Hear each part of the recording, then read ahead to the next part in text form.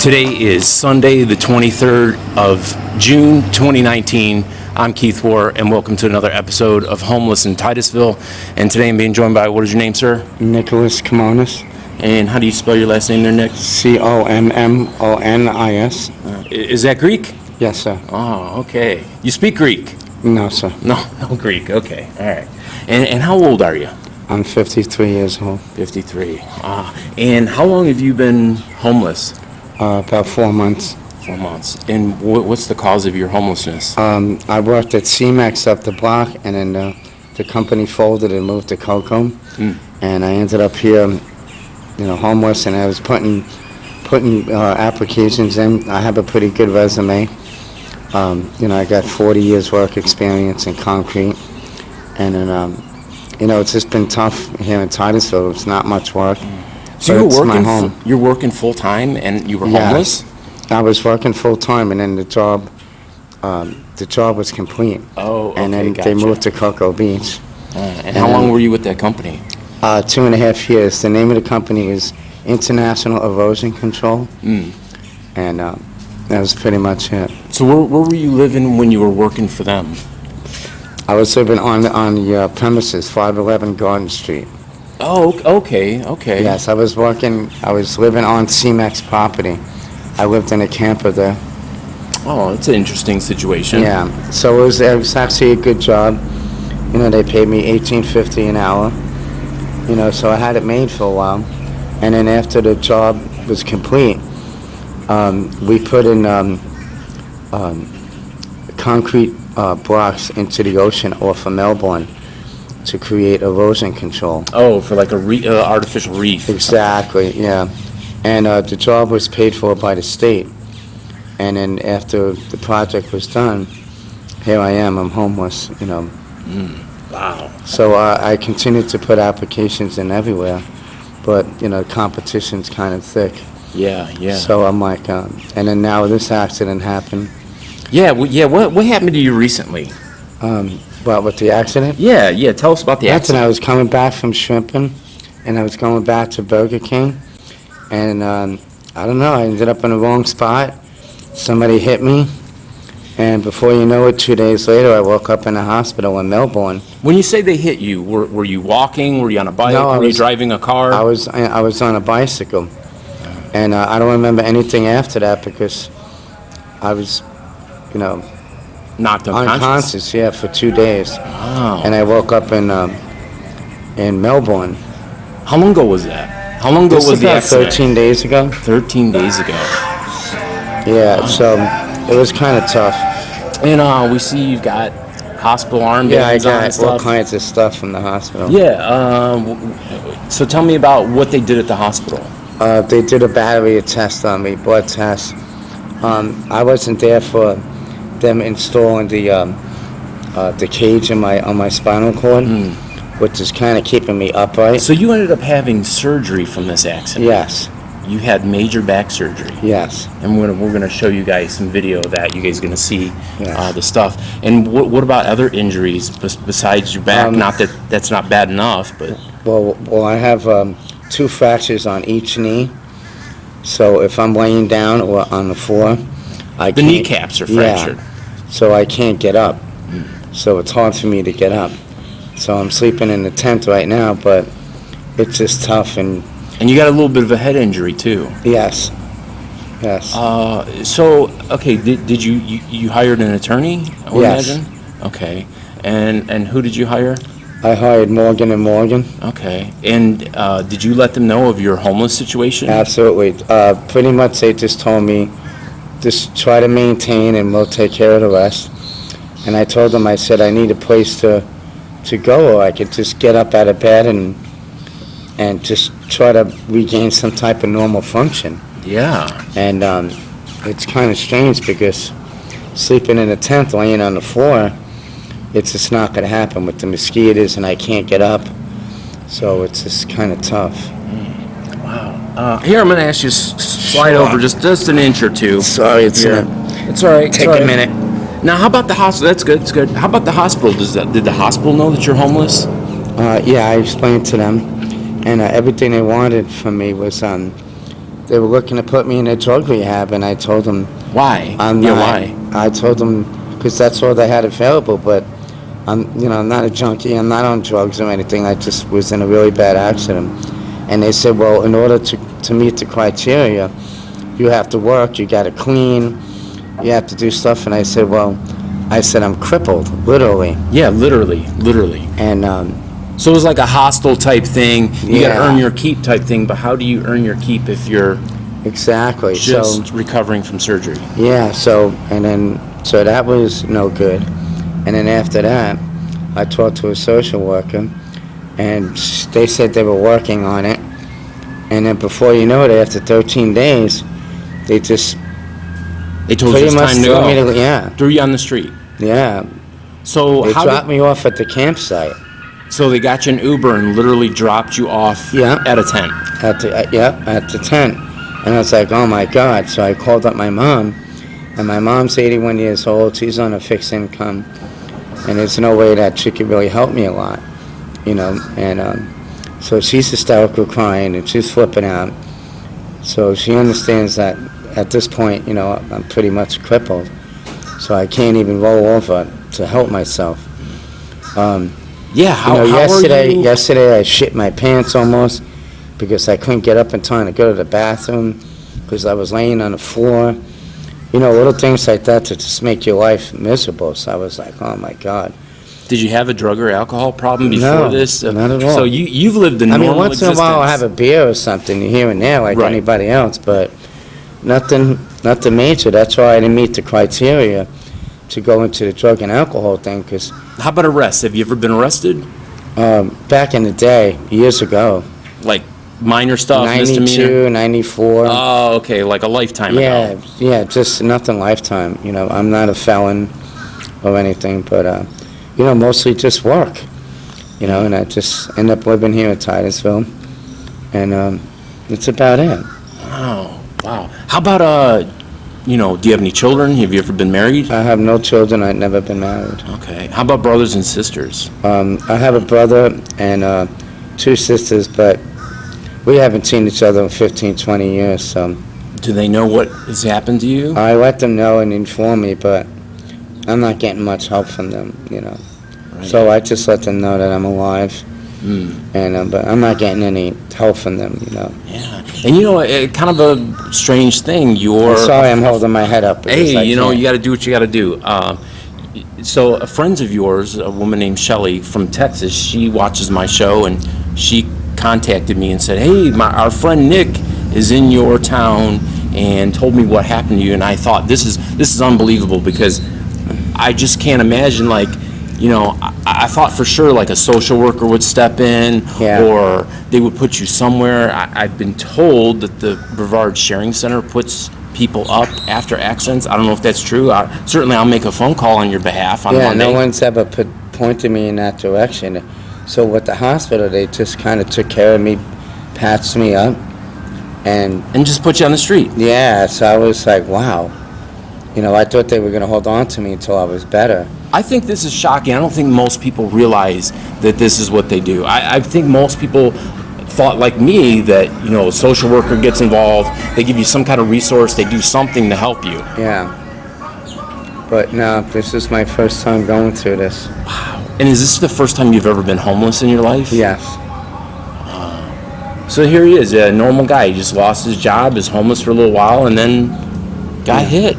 I mean, what a random thing to have happen. I know. It's So- happened to other people, but my case is a little different. So you told me that right before the accident, you had a job interview. Yes. And what was that for, and how much did it pay? It was working at the boatyard. It was like $15 an hour. And I went there, I showed them my resume, which is pretty impeccable as far as 30-year work span. And all of a sudden they called me up and I was in the hospital. And this is like the 5th or 6th day. And I had to turn them down. I was like, I'm sorry, I was in a really fatal accident. Yeah. Somebody ran me over, literally. I hit the window, and I guess I flipped over and just crushed my whole body for the most part. And you said you were transported by helicopter Yes. to Holmes Regional. Yes. And see, I would think something significant like that I would have heard the story on the local news, Channel 9 or 2 Yeah. or something, but I heard nothing. No, I guess homeless people don't get the recognition that they deserve. I guess. I mean, I can't believe that this is really happening, that this really is your situation. Yeah. It's really, I just got to live with it. Now it's just day by day and Yeah. trying to get. Are you in a lot of pain? I mean, I know that's probably a stupid question. Yeah, it is. I am, but the regimen of medicine that they're giving me is keeping the pain down to a minimum, being that I have all the scar tissue, and I got these metal rods on both sides of my spinal cord. It affects my breathing because it's pushing up against my lungs. So I got to be like in the open. That's one of the regimens on my doctor's report. How are you changing your clothes? How are you feeding That's yourself? I mean, I can feed myself, just eating like that, but Right, but you can't bathe out there in the. no, it's kind of tough.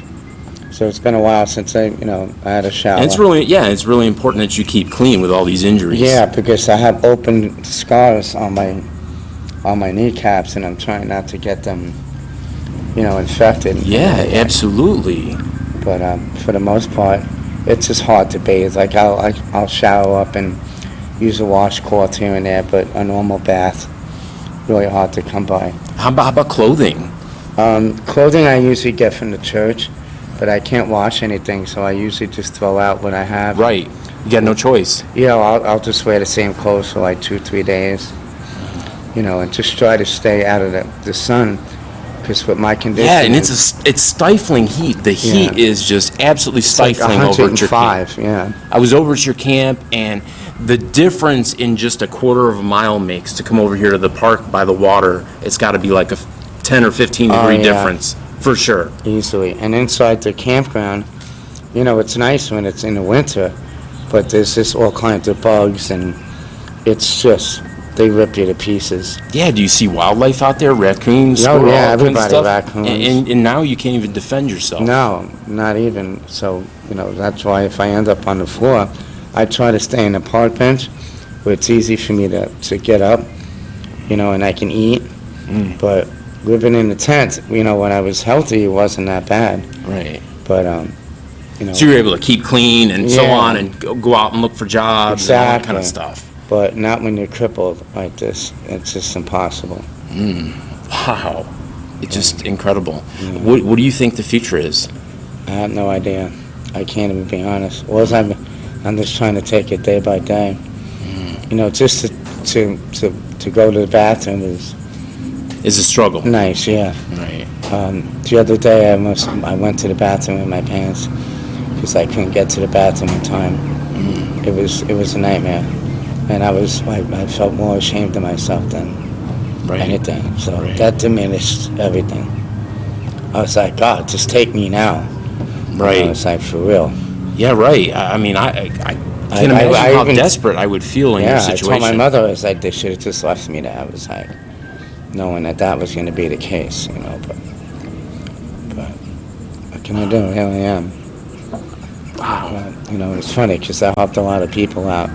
I got some help from the homeless community.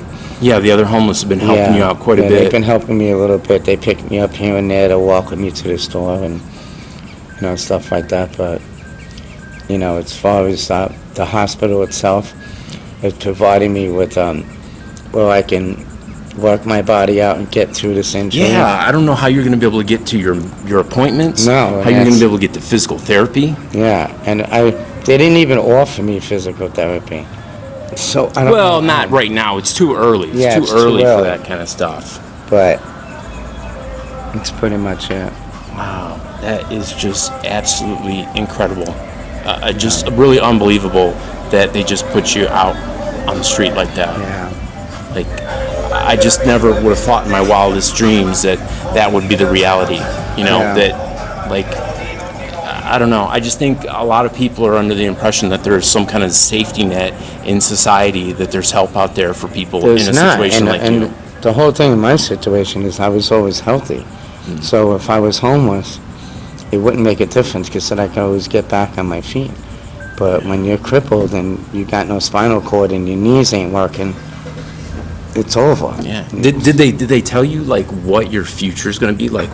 You know, are you going to have any permanent nerve damage? You said you've got some numbness and tingling in your, Yeah, in your because fingers. the injury is kind of new. But no, they didn't give me a long-term effect on it. You know, so I was like, God, what do I do from here?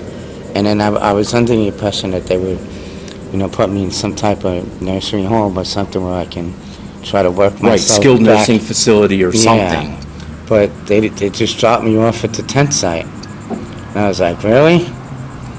So I was like, damn. Wow. Just really Yeah. unbelievable. And that's with no medicine. So I had to, you know, finagle my way. Yeah, how did My you get your mom- prescriptions filled? My mom ended up doing it for me, and she's on a fixed income. You mean your mom paid for it? Yeah. She didn't go pick it up for you? No. You still had to do the physical picking Yeah, I had to up? do all that and walk across the street, you know, with my crutches and all that, which is dangerous. You know, I can't even be, you know, Yeah, and your I'm used to campsite is have- not exactly safe. no, you know, not for a guy in my position. No, for sure. But you know, so she ended up scrounging up a few bucks to get my medicine because it all gets tight back here. Yeah. So what happens is my neck freezes down like this, and I can't lift my head up. Wow. So I can't even look upright to look both ways. Because So now I you have to- even more of Yeah. a risk of getting hit again. Yeah, so I try to stay put in one area and not be able to cross any streets. So that's just pretty much it. Do you have any messages to any of your friends or family that might see this? Nothing. I love you guys, and I'm trying my best to stay alive. That's all I can do. Yeah. Do you have any messages for the community out there? Take care of your own.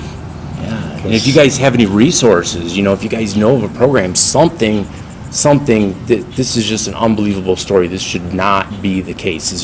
This should just not be this man's reality. But unfortunately it is. And really, if this can happen to him, this can happen to any one of us. Any one of us. I would never think it would happen to me because I've always been, you know, Right. healthy and walking around, and so any situation that would come up that would bring me, you know, to like a homeless situation or anything, I'm like, no problem. I could always fix it. Just Yeah. go get a job and pull yourself out. But it's just tough when you're crippled. It's 10 times so. And most of the part, you know, like a lot of my homeless friends, you know, they're good to me, but when I'm by myself, it's like, ugh. Now it's just, Well, listen, I appreciate you sharing your story and letting the viewers know, Thank you what your very much reality for is. watching. Yeah, and what's going on. So as always, you guys can leave me messages on YouTube. I do look at those messages. Yeah, you're absolutely God welcome. bless you too. man. Yeah. You guys can send me a message there. You guys can also friend me on Facebook at KEITHWOHR, or you can join the Homeless in Titusville Facebook page. You can leave messages and resource help for Nick there. Just anything. There's got to be something that can be done for this man in this situation. So I guess until next time, may you guys just be as blessed as you have blessed others, and thanks for watching. Thank you. God bless. All right, I'm gonna lift your shirt. I'm gonna show your back. All right, I'm trying to do it nice.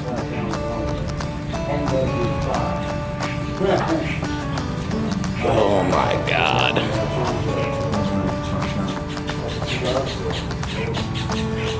Wow. You got any injuries anywhere else? Where at? What's fractured? Both knees. You see they're swollen? Right. Oh, your kneecaps are fractured. Yeah. They're just hairlines. Right, and they can't really cast those. No. So it's hard when I'm laying on the floor. I can't get up. How about your other arm? That's just the tape. Hold on. And I got a hole in my head. Wow. How about take the hat off? Let me see anything else. Really, I can't really know it. Yeah, everything else. It looks pretty good. Looks pretty good. But it's pretty much me right now. don't want these guys harassed or bothered. So I'm not going to show the entrance to this camp because I don't want others coming back here bothering these guys, law enforcement, etc. These guys have a hard enough existence.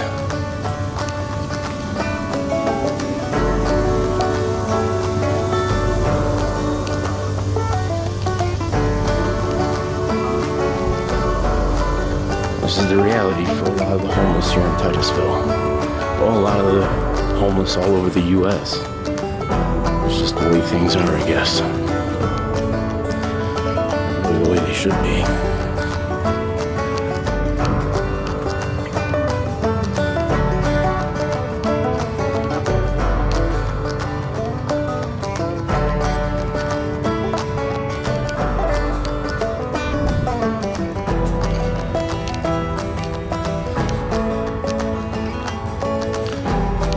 Ways I am invading somebody's privacy by, being in their home, but at the same time, this isn't really a home. This is just an abandoned piece of property.